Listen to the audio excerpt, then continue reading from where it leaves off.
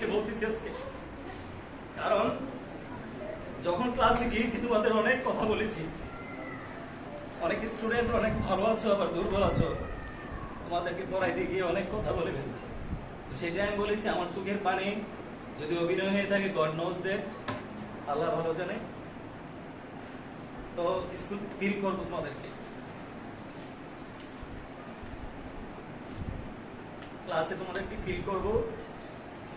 আর আমি আজকে মিলাদও বলেছি যে teacher is an architect of nation, জাতির স্থপতি বলা হয়। সেই তৈরি করতে গিয়ে অনেক কথা বলেছি। কারোর সাথে ব্যক্তিগত কোনো ক্রোধ নেই, কারোর সাথে কোনো তোমাদের সামাজিক এভরিথিং এই যে বিষয়গুলো আছে এগুলো নিয়ে আমাদের কোনো লেনদেন নেই। আমি নই, শুধু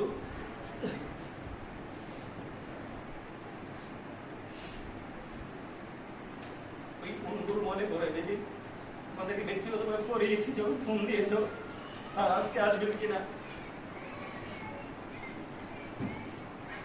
তো এই টিম থেকে সেই সুরগুলো আর শুনবো না।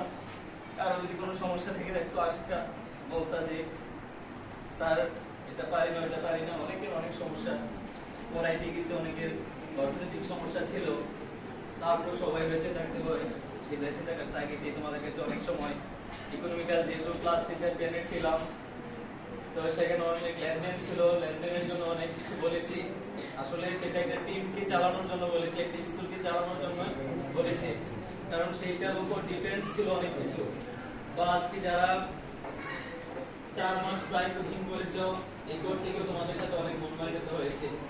আসলে এখানে পার সাবজেক্ট যদি চিন্তা করো, তোমার 100 টাকা করে করে শিক্ষক, তোমরা জানো বাংলাদেশের শিক্ষকদের কি অবস্থা, সেটা ভালোই জানো।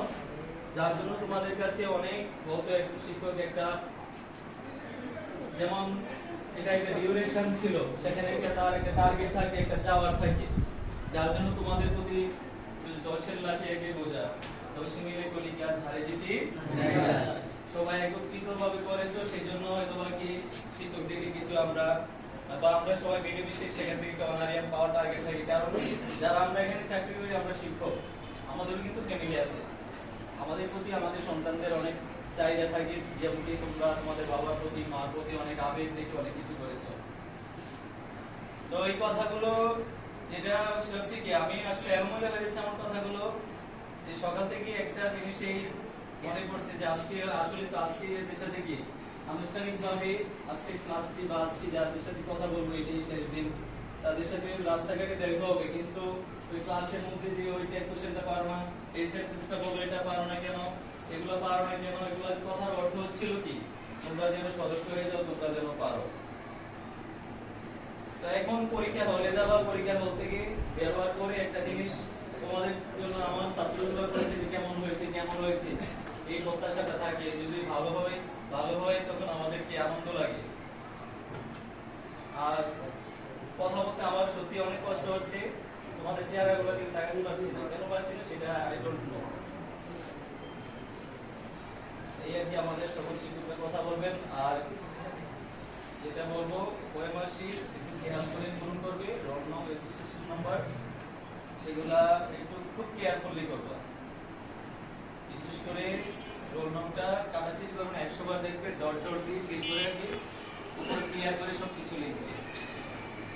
আসলে আমি মনে করি আজকে আমার ফ্যামিলির হয়ে যাচ্ছে।